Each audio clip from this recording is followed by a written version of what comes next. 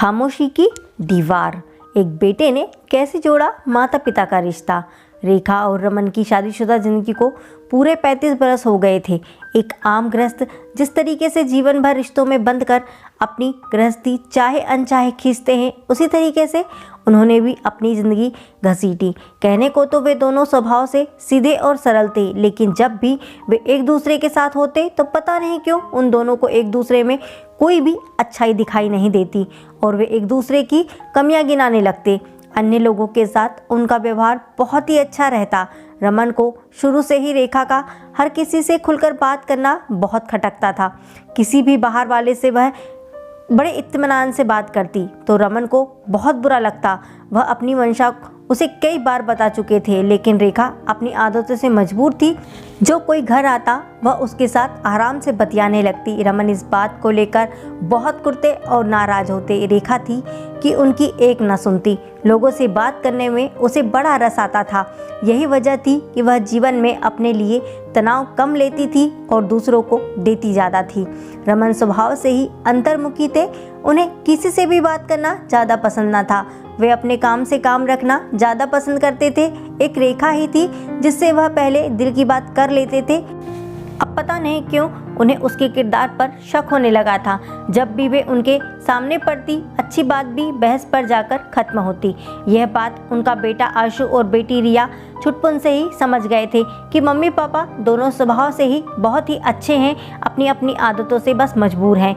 वक्त गुजर रहा था, आशु और रिया बड़े हो गए। एमएससी करते ही रिया के लिए एक अच्छा रिश्ता आया तो रमन ने उसके हाथ पीले कर दिए। बीटेक करके आशु नौकरी के लिए शहर से बाहर चला गया था। बिटिया के ससुराल जाते ही घर सूना हो गया। घर पर रेखा से बात करने वाला अब कोई ना रह गया था। पहले वह रिया से बात कर मन हल्का कर लेती थी। उनका घर ज़्यादा बड़ा नहीं था। कुल मिलाकर इस घर में 3 बेडरूम थे। जब कोई घर पर आता तो आशु या रिया में से किसी को अपना बेडरूम उसके साथ साझा करना पड़ता। रोज़ सुबह उठने से रात सोते तक रेखा और रमन में नोकझोंक होती रहती। कुछ समय बाद आशु की शादी हो गई और वह भी परिवार के साथ बेंगलोर शिफ्ट हो गया। अब घर पर केवल रेखा और रमन रह गए थे। उम्र के साथ उनकी आदतें भी पक्की हो गई थी। आशु ने अपने कमरे में एक बड़ा सा टीवी लगा रखा था। दोपहर में उसकी अनुपस्थिति में रमन उसी पर अपने पसंदीदा प्रोग्राम देखना पसंद करते थे। जब आशु घर पर रहता तो रेखा और रमन को एक साथ ही एक कमरे में बैठकर टीवी देखना पड़ता। यहाँ पर भी अपने पसंद के प्रोग्राम को लेकर दोनों में अक्सर बहस हो जाती। रेखा को धारावाहिक देखना पसंद था तो रमन को खबरें। किसी तरह से बहुत बहस करने के बाद आपस में सामंजस्य बिठाकर दोनों ने टीवी देखने का समय निश्चित कर लिया कि रात 9 बजे तक रमन खबरें देखेंगे और उसके बाद रेखा अपने मनपसंदीदा धारावाहिक। आशु के बेंगलोर जाने के बाद सुने घर में अब केवल दोनों की ही नोकझोंक की आवाज़ें सुनाई देती। एक दिन रेखा बोली, घर पर बच्चे नहीं हैं तो अब तुम आशु के कमरे में बैठकर आराम से टीवी देख सकते हो। रमन ने घूर कर देखा तो वह बोली, ऐसा क्यों घूर रहे हो?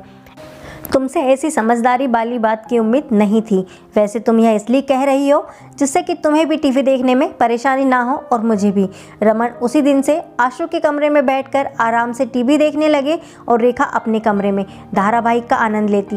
धीरे धीरे रमन ने आशु के कमरे में अपना और भी सामान व्यवस्थित कर लिया।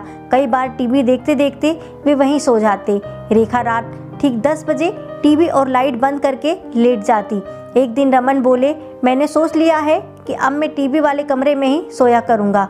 क्यों, ऐसी क्या बात हो गई जो नौबत यहाँ तक आ गई? रेखा ने पलट कर पूछा। कई बार रात को देर तक क्रिकेट मैच चलता रहता है, उसे देखने में मुझे सोने में देर हो जाती है। जैसा तुम्हें ठीक लगे। तुमने जो सोच लिया है वह तो तुम करके रहोगे, रेखा बोली। रमन ने इस समय उससे उलझना ठीक नहीं समझा और अपना बिस्तर आशु के कमरे में शिफ्ट कर दिया। इस घर पर रहने वाले अब 2 लोगों ने अपने को अलग अलग कमरे में व्यवस्थित कर लिया। इसकी वजह से अब दोनों का एक दूसरे से सामना कम ही होता। रमन चाय नहीं पीते थे और रेखा सुबह उठकर सबसे पहले अपने लिए चाय बनाती और आध्यात्मिक प्रवचन सुनते हुए उसका आनंद लेती और रमन बरामदे में बैठकर मज़े से अखबार पढ़ते। सुबह मेज पर नाश्ता करने के लिए दोनों साथ में बैठकर नाश्ता करते। अब रमन ने रेखा के बनाए हुए नाश्ते में मीन मेख निकालना कम कर दिया था। रेखा नाश्ता करने के बाद अपने कामों में लग जाती और रमन टीवी में व्यस्त हो जाते। दोपहर में खाने की मेज पर लंच करते हुए उनमें कभी किसी बात को लेकर थोड़ी बहुत नोकझोंक जरूर हो जाती, लेकिन अब उसमें इतना तीखापन नहीं रह गया था जितना पहले हुआ करता था। लंच के बाद वे फिर अपने अपने कमरे में आकर इत्मीनान से टीवी देखते और आराम करते। कुछ ही महीनों में उन दोनों को एक दूसरे से दूरी बनाकर जिंदगी जीने की आदत सी पड़ गई। रेखा ज़्यादा सुकून में थी। अब रमन उसकी हर बात को दखलंदाजी नहीं करते। उन्हें अब इस बात से ज़्यादा मतलब नहीं था कि वह अपने कमरे में बैठकर फ़ोन पर किससे बात करती है। रमन को भी घर पर अपने लिए एक अलग जगह मिल गई थी जिसमें वह अखबार पढ़ने, टीवी देखने और मोबाइल फ़ोन के साथ बहुत खुश थे। पूरे 7 महीनों के बाद आशु घर आया। उसने देखा कि पापा ने उसका सामान ऊपर की मंजिल में दीदी के कमरे में शिफ्ट कर दिया था और खुद उस कमरे में रह रहे थे। यह देखकर आशु बोला, पापा आपने ये बहुत अच्छा किया, कम से कम इसी बहाने इस घर के 2 कमरे तो आबाद रहेंगे। हाँ बेटा, मुझे भी लगा कि कमरे खाली पड़े हैं तो क्यों ना उसका सदुपयोग कर खोलकर जिया जाए। आशु ऊपर कमरे में जाकर सो गया। सुबह उठकर उसने महसूस किया कि घर में एकदम शांति थी। पहले जैसी बात होती तो सुबह उठते ही मम्मी पापा की जोर जोर की आवाज़ें सुनाई देती। आज पहली बार सुबह के समय घर पर एकदम सन्नाटा पसरा हुआ था। बचपन से लेकर हमेशा इस घर में सुबह उठते ही मम्मी पापा की आवाज़ सुनाई देने लगती थी। सोकर उठते ही वे दोनों एक दूसरे से बहस में उलझे रहते थे। उन्होंने कभी किसी की परवाह नहीं की कि कोई उनके बारे में क्या सोचता है, लेकिन इस बार माहौल बिल्कुल बदला हुआ सा था। मेज पर नाश्ता करते हुए भी मम्मी पापा एक दूसरे से उलझने के बजाय उसी से बात कर रहे थे। आशु को कुछ समझ नहीं आ रहा था कि अचानक इतना बड़ा परिवर्तन कैसे आ गया। नाश्ता करने के बाद पापा कमरे में जाकर टीवी देखने लगे। मम्मी भी थोड़ी देर उससे बात करने के बाद घर के कामों में व्यस्त हो गई। जब उन्हें फुर्सत मिली तो वे अपनी पसंद का धारावाहिक देखने लगी। दोपहर में खाने पर वे तीनों एक साथ बैठे थे। आशु बोला, मम्मी अब घर कितना सूना लगता है। हाँ बेटे, घर पर रौनक तो बच्चों से रहती है। तुम दोनों अब बाहर चले गए हो तो घर भी सूना हो गया है। आशु के जी में आया कि कह दे कि मम्मी रौनक तो आप दोनों की बहस में रहती थी, अब आप लोग शांत हो गए हो तो घर की रौनक चली सी गई है। असली बात मन में दबाकर वह बोला, मैं और दीदी तो वैसे भी पढ़ाई में लगे रहते थे, हमें इतना सब बोलने की फुर्सत कहाँ थी।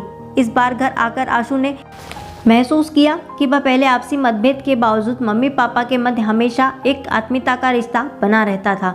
नोकझोंक के बावजूद आत्मीयता अपनी जगह पर बनी रहती थी।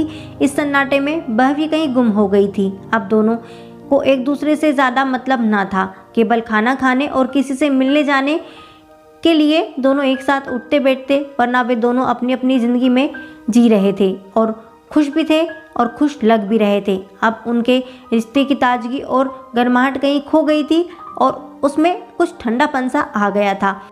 जीवन के इस पड़ाव में जब उन्हें एक दूसरे के सुख दुख का सबसे ज़्यादा ख्याल रखना था, तब वे अपनी अपनी दुनिया में ज़्यादा व्यस्त होकर एक दूसरे के प्रति उदासीन हो गए थे। आशु को यह सब अच्छा नहीं लग रहा था। उसने यह बात रोमा को भी बताई। दोनों ने इसके बारे में विचार किया। बहुत सोच समझकर वह बोला, मम्मी मैं चाहता हूँ कि आप दोनों कुछ दिनों के लिए हमारे साथ रहें, लेकिन बेटा यहाँ पर घर छोड़कर जाना भी तो ठीक नहीं है। घर कौन से कोई उठाकर ले जाएगा। थोड़ा सामान है, उसकी देखभाल के लिए बगल की शर्मा आंटी से कह देंगे, वे कभी कभार घर खोलकर देख लेंगी। बाकी यहाँ ऐसा है भी क्या, अपना घर तो अपना ही होता है। बेटे आपकी बात तो सही है मम्मी, पर मेरा घर भी तो आपका घर है। बच्चे भी आपको बहुत मिस कर रहे हैं। मैं चाहता हूँ कि कुछ समय के लिए मेरे साथ चलें। मैं आपको ले जाने आया हूँ। यह बात तुम पहले बता देते तो अच्छा रहता बेटे। मैं आपको सरप्राइज़ देना चाहता था। रेखा और रमन बेटे की बात को ना टाल सके। उसने 1 हफ्ते की छुट्टी और बढ़ा दी और उसके बाद घर को ताला डालकर आशु मम्मी पापा को लेकर बेंगलोर आ गया। वहाँ उसके पास 3 बेडरूम वाला फ्लैट था। एक कमरे में वह और उसकी पत्नी रीमा, तो दूसरे कमरे में बच्चे उधम मचाते। आशु ने तीसरे बेडरूम में मम्मी पापा की व्यवस्था कर दी थी। महीनों से खुले घर में स्वतंत्र रहने की आदत के बाद रेखा और रमन को यह कमरा बहुत छोटा लगा, पर यहाँ मजबूरी थी। बेटे से कुछ कह भी नहीं सकते थे। वे अपने को एक कमरे में एडजस्ट कर रहे थे। आशु ने पूछा, मम्मी कोई तकलीफ तो नहीं है? नहीं बेटा, अपनों के बीच में कैसी तकलीफ, बच्चों के साथ बहुत अच्छा लग रहा है। उन्हें भी आपका साथ बहुत अच्छा लगता है मम्मी। बेटा एक बात कहनी थी कहो ना पापा, यहाँ कोई परेशानी है? मैं चाहता था कि एक टीवी इस कमरे में भी लगा देते, समय काटना आसान हो जाता। पापा, यहाँ पर समय काटने की दिक्कत ही कहाँ है? बच्चे हैं, मैं और रीमा हैं और साथ में मम्मी, इतने लोगों के साथ कमरे में टीवी की क्या ज़रूरत है?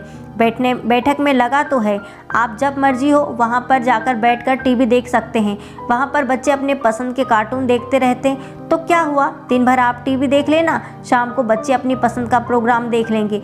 हम भी तो ऐसे ही बचपन में किया करते थे ना, क्यों मम्मी? आशु बोला। तुम ठीक कहते हो बेटा। उसके बाद रमन ने आगे कुछ भी नहीं कहा। यही परेशानी रेखा को भी हो रही थी। वह रात को अपने पसंद के धारावाहिक बहुत मिस करती, लेकिन कुछ कह नहीं पा रही थी। समय काटने के लिए शाम होते ही वे दोनों थोड़ी देर नीचे टहलने चले जाते और उसके बाद खाना खाकर रात को अपने कमरे में आ जाते। शुरुआत में दोनों को एक ही बेड पर एक दूसरे से काफ़ी परेशानी हो रही थी। कभी रमन के खर्राटे तो कभी पेट की गैस रेखा को परेशान कर रहे थे, लेकिन मजबूरी थी। यहाँ पर इतनी जगह ही नहीं थी कि वह कहीं और जाकर सो पाती। यह बात वह बहू को भी नहीं कह सकती थी। शाम के समय वह रमन को टीवी के बिना समय काटना बहुत मुश्किल हो रहा था। मजबूरन अब वे एक दूसरे से बात करके अपना समय गुजार रहे थे और गुजारने की कोशिश करने लगे। वर्षों की किचकिच आपसी बहस कुछ महीने पहले जो लगभग खत्म हो गई थी। बहू बेटे के सामने वह फिर से उसी राह पर नहीं जा सकते थे। अब वे एक नए सिरे से शुरुआत कर एक दूसरे से अच्छी तरह से बात करने की कोशिश कर रहे थे। बेटे के घर पर लड़ने के लिए कोई मुद्दा भी न था। रमन यहाँ बहू के बनाए खाने में कोई कमी भी नहीं निकाल सकते थे। बेटे के घर पर रहते हुए उन्हें काम की भी कोई परेशानी नहीं थी। आशु और रीमा उन्हें यहाँ कुछ काम नहीं करने देते। बस यहाँ परेशानी एक ही बात की थी कि वह समय काटने की। बच्चे दिन में थोड़ी देर उनके साथ बातें करते और खेलते, उसके बाद वे अपना होमवर्क करने निपटाने चले जाती। आशु शाम को थका हारा घर लौटता, थोड़ी देर मम्मी पापा के साथ बात करता, फिर वह अपने बीवी बच्चों के साथ अपना वक्त गुजारता। रेखा और रमन को यह आए हुए 1 महीना हो गया था। उन्हें अपने पुराने घर की याद सताने लगी थी। एक दिन रमन ने दबी जबान में यह बात आशु को कह दी कि बेटा, अब हमें यहाँ बहुत समय हो गया है, अब हम वापस जाना चाहते हैं। पापा? कहाँ पापा, अभी 1 महीना ही तो हुआ है, आशु ने कहा। बेटा, 1 महीने का समय क्या कम होता है भला?